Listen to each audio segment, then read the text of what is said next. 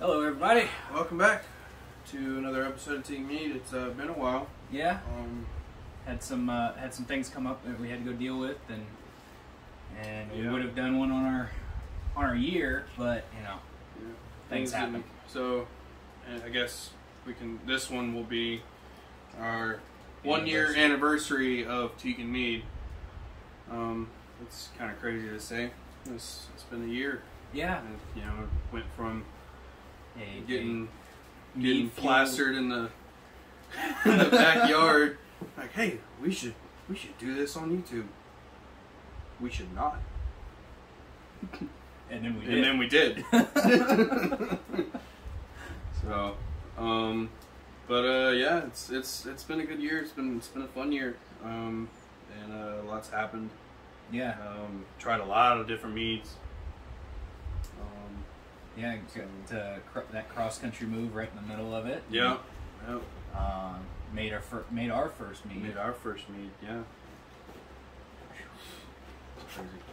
Anyway, so this episode is for a meadery out of, you said Wyoming? Yep, Wyoming. So we're getting another scratcher off. Yep. This is Big Lost Meadery out of Gillette, Wyoming. So if you don't know where that is, it's way north of Cheyenne. It is near, you need a landmark here. If it'll zoom, sorry. Thunder Basin National Grasslands, so just right off of I-90. Yeah, so it's up there pretty good. Yeah, it's pretty far up there. But yeah, so one of the places we may have to visit on our way back. Yeah. But so their about us story. The story of Big Lost Meadery and Brewery begins in 2007 in Logan, Utah. It was here that owner Sam Kleichman and his friend Ned Vaschultz decided to start brewing beer in a Forest Service cabin in the middle of nowhere. Their process included no running water, minimal electricity, and a severe lack of equipment. But all in all, the beer turned out okay. After the first taste, Sam decided to pursue this brewing thing for a while. Years later, after experimenting in wine and beer, a friend asked him if he would try making mead in 2009. The idea was shot down immediately. Sam didn't want to waste a year for a 5-gallon carboy of mead. If it's good, you only have 5 gallons after a year. If the mead's bad, you just wasted valuable carboy space for nothing. So he said he would only make mead if he could do a large barrel, but honey was too expensive to take on the endeavor. So his friend Shane Anderson hooked him up with a honey producer in Montana to obtain 125 pounds of honey to try his first batch. A year later, the mead turned out amazing. So the mead making began and the idea grew and grew until in 2014, Big Lost Meadery was born. Alrighty, so I guess the first one, because we've got four. There's more to it, but you guys can check out their page. They have an about us, like we just read on. They have a menu and they have an events list. What I assume they've probably got a tasting room as well. In 2017, with the meadery gaining momentum, Sam quit his job as a firefighter, and it says at some point Bob Hewitt joined the crew. Bob quit his job as a teacher so they could go full-time at Big Lost, and now the two of them roam aimlessly around the country just making mead and getting their pillage on. I like it. Alright, let's see what we got here.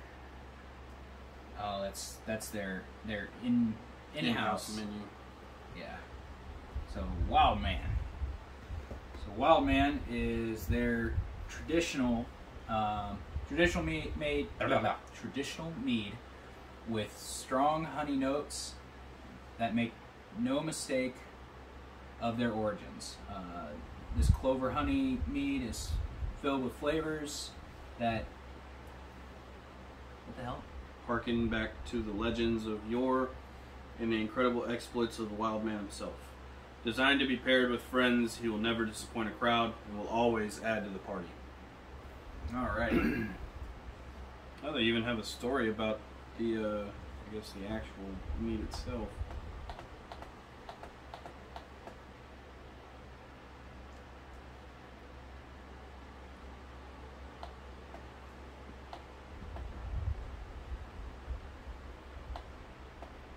Unless maybe it's just a story that they created for it. Yeah. Well, if you guys want to take a look at that, it'll be on their page. There's a lot there. So this is the first one. Absolutely awesome little drawing that they got. Yeah. So. Oh. And of course, it's got this beautiful golden color, but very light gold. Oh.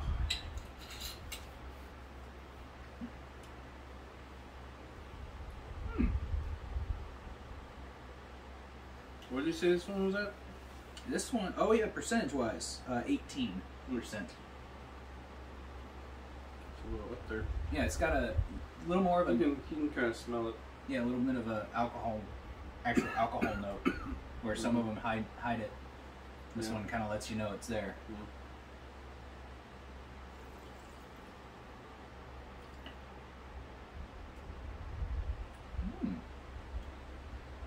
So it's a little more like bitey at the beginning.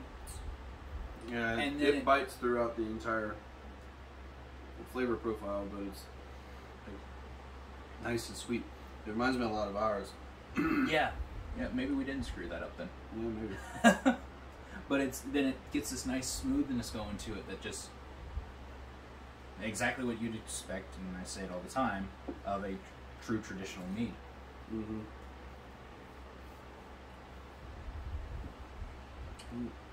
Yeah. All right, that is good. I like that. Yeah.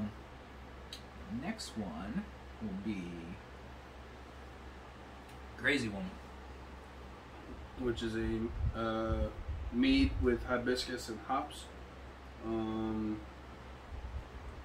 Also 18%. The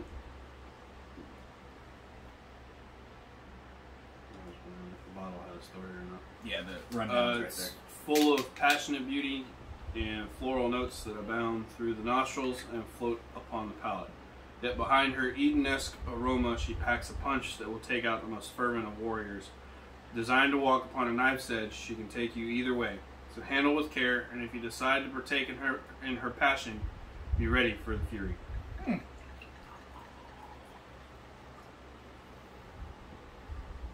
We got this beautiful Rose color. Yeah, rose.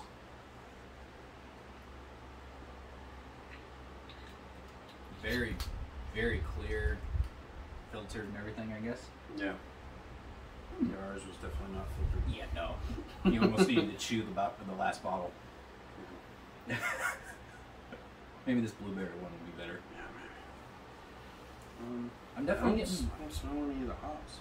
Yeah, yeah. They I mean, some of them have. I can definitely pick up the floral scent, but I'm not picking up any kind of hops. So Wild Man and Crazy Woman have a little bit of hops, but it's not enough where I'm concerned. Now, granted, there's an EpiPen right there, but you know, it'll be okay. Yeah, you get the hibiscus, but You can taste it a little bit, but it's very mellow as opposed to the rest of that flavor, and it doesn't bite nearly as hard as the Wild Man. yeah, it's got. You definitely get the hibiscus throughout, Right. and it's almost kind of calm, but not at the same time. Yeah, just a little bit.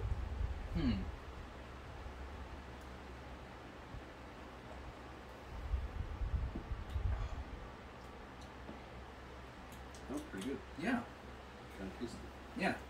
So what's the next one? We We got got two more. Sweet Dane.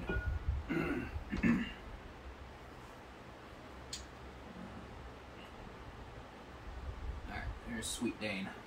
Lemon mead with ginger. Yeah. This one's a little less. It's 15%. Beautiful, serene, but sharp. It carries a kick that will leave you crying if you're not careful. She's one of our more powerful meads that is destined to rewrite your definition of perceived sweetness. You've been forewarned. Alrighty.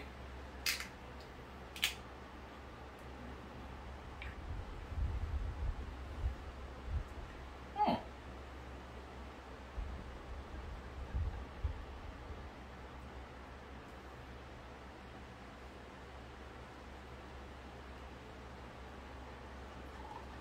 Oh, it looks like they still make beer as well. Well, that's what they started with, so I'd imagine. Right, right.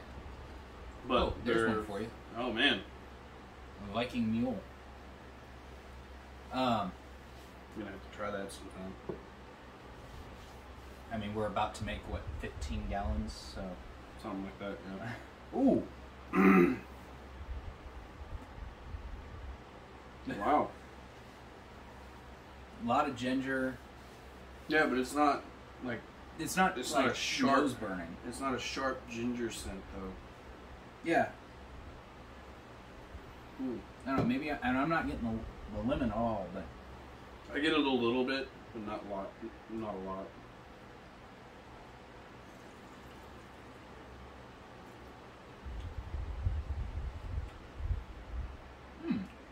The ginger's a little more than I was expecting. Yeah. It almost reminds me of, like, the pepper-infused meads that we've had in the past. Yeah, we're kind of bites at you. Yeah. It's very, very interesting flavor. And you kind of get it's nice and sweet, but that ginger kind of, it almost makes you think that there's like a pepper or something in there, but then it fades away back into the sweetness. Yeah, and then the lemon every now and then. It's like an elusive flavor. Yeah. Like an elusive flavor. And then every now and then you get the lemon sneaking through. Mm-hmm. This would be really good as a base for Walsa too. Or when you're sick. Mm-hmm. Mm-hmm.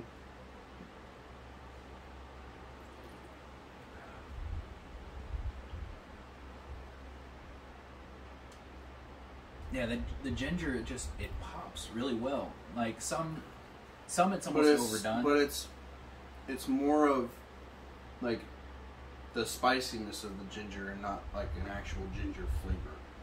Yeah. You know, where with the Havoc mead, where it's that ginger and then the ginger maple. Yeah, yeah. And you get that intense ginger flavor. This one's more of like a subtle hint of ginger and a little bit of lemon, but all that burn, all that spice from the ginger. Which, I mean, ginger's naturally spicy if you eat a lot of it at once, but yeah, if you're somebody who likes ginger snaps, you might like this one. Yeah, this one would probably be pretty good. Most definitely. Oh, that would even work. That as the Viking Mule. Yeah, I mean it fits. Yeah. Yeah.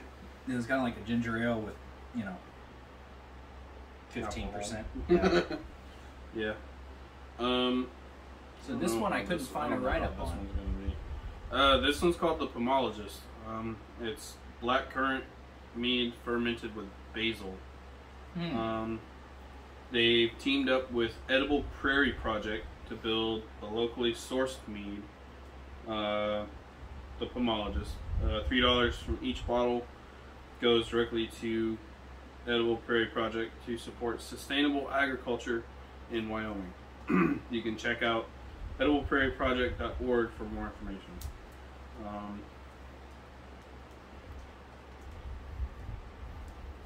I was going to try to pull them up, but my computer's not working right.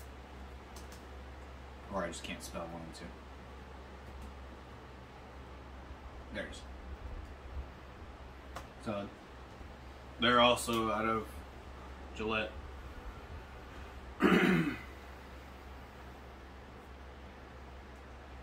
Making local food more available, affordable, and accessible.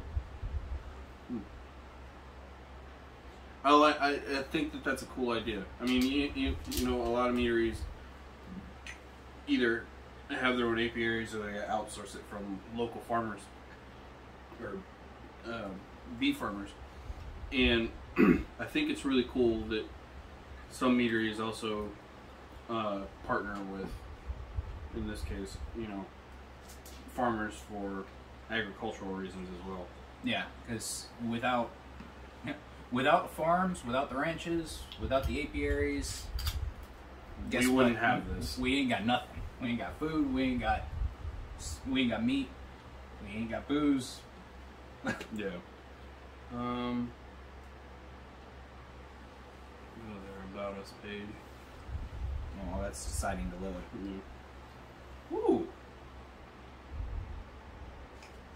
That is Interesting. Yeah. Because I don't smell the currant at all. Yeah. I'm getting more of the basil.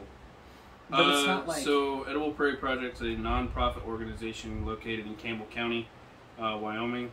It was created to support small and mid-scale agricultural and food processing operations within the local community in order to improve the affordability and accessibility of high-quality, nutritionally appropriate food for all members of the community. Nice. I'm definitely happy we got 2 bottles of that. Yeah. So. Yeah, I got I'm getting more, and it's not like, it's not overpowering. It's not a fresh basil smell. It's almost like a very subtle mojito scent.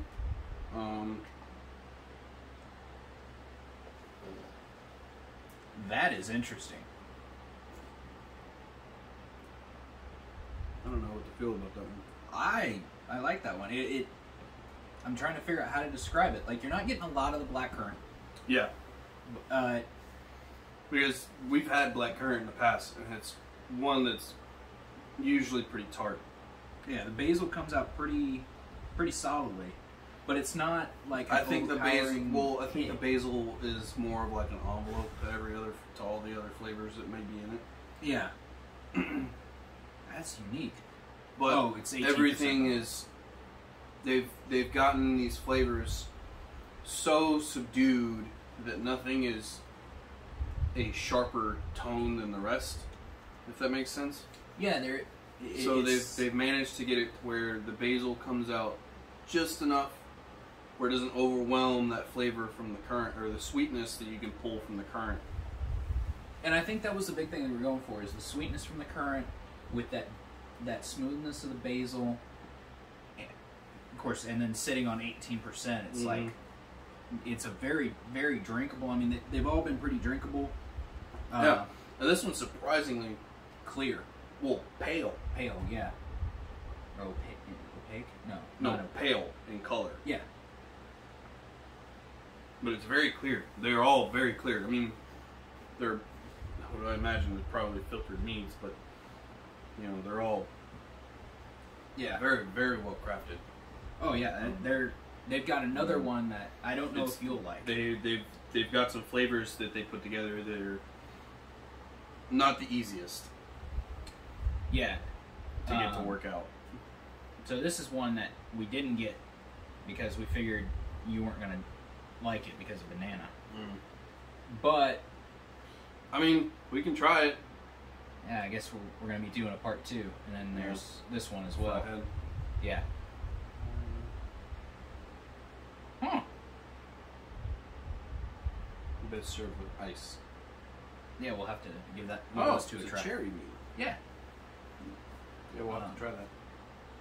But yeah, overall, yeah, really good, really nice, smooth flavors.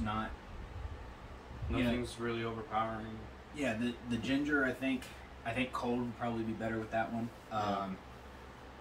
Maybe smooth it out a little bit, but even that, it's still not like a hard hit of ginger. It's kind of right. You know, I don't know what the word is. Nice little ride. Yeah, there you go. Yeah. No, I get you, man. I'm just impressed with how well they were able to get those flavors to pair, because they're not. I mean, hibiscus and hops, you have a very delicate flavor and a very strong flavor, but they managed to get the hops to take a back seat to everything.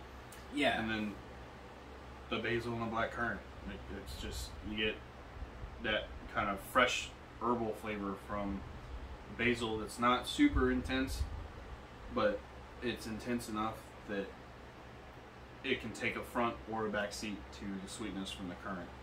And I think that works really well. And then the lemon and ginger. I mean, I didn't get so much lemon as I got ginger, but it's got a nice sweetness to it, and the ginger gives it a nice little kick. But it's not overwhelmingly in your teeth with the ginger. Yeah. And then even that very first one, you know, they're traditional with hops. It has a nice bite, but it's still very sweet. And you don't really get hit in the nose or in you know, in your palate with that hops flavor. Yeah, it's So I like how much they were able to subdue a lot of those flavors to get them to work as well as they did. yeah, it's very nice and gentle, but you know, it lets you know the alcohol's there. It's not, and it lets you know the other flavors are there. But like you said, nothing's overpowered. Nothing's, you know, oh, that's, you know, that's a bunch of ginger or hibiscus is really there. You know, it's subtle-ish, but not subtle where somebody's yelling the flavor from another room. Right. You know, this would be a good starter mead for people who haven't tried mead before, I think. Yeah. Too. Yeah, I think so. Especially if you're looking for, like, something that's about as strong as wine, like a normal wine, but isn't super intense. Yeah, yeah, because some of those, like... Some of the other meads that we've had that have been, you know, 14 and upwards can be overwhelming if you're new to mead. Yeah. And if it's not something that you're comfortable with trying at first, it can be, you can feel a little overwhelmed sometimes. But yeah, that's probably a pretty good starter. Yeah. Well, which one are you thinking? I don't know. I'm probably gonna drink the ginger one, the lemon ginger one. That one was pretty good. Probably. Actually, I'm gonna go for with the basil. basil. I know, right?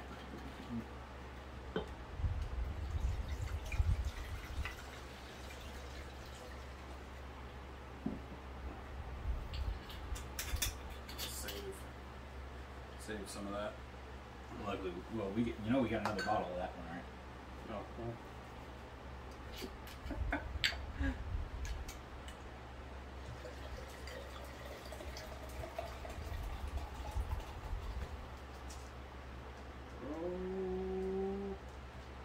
Right to the brim.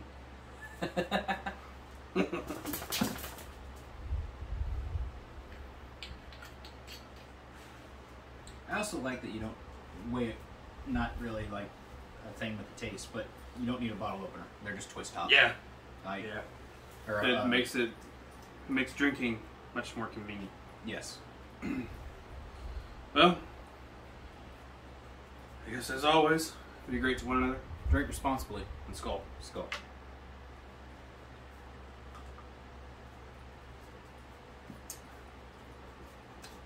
I really like that. We gotta try that one. Yep.